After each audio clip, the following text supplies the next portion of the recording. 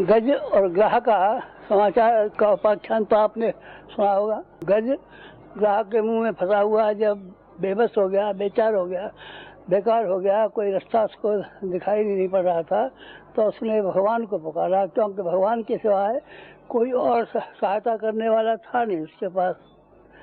तो भगवान को किस तरीके से पुकारा? भगवान को पुकारने के लिए अनेकों उपाय हैं।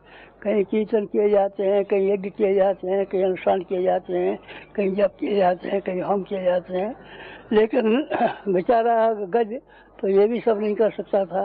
उसने एक फूल वही पानी में से कहीं से उठा लिया और उठा करके अपनी सूंड को ऊंचा उठा करके भगवान को जोर जोर से पुकारा।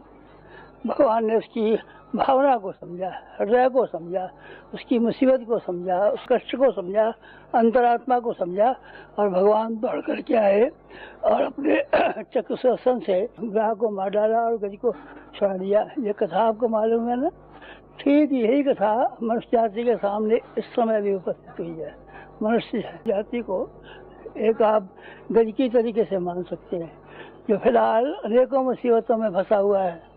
बहुत सी मुसीबतें तो पहले भी हमने आपको बताई थी, चाहे वातावरण बिगड़ रहा है, वायुमंडल बिगड़ रहा है, जनता की संख्या अंधाधुंध पैदा होती हुई चली जा रही है, विकिरण बदल रहा है, युद्ध की सामग्रियाँ बन रही हैं, जिससे क्या हवा की परतें खराब होती चली जा रही है, वगैरह बातें तो पहले भी आपको बताई थी। लेकिन इस साल, जिस साल के आप यहाँ सामने बैठे हुए हैं, इस साल की कुछ विशेष मुसीबतें हैं और उन विशेष मुसीबतों की ओर आपका ध्यान जाना चाहिए, आपको उसको अनुभव करना चाहिए।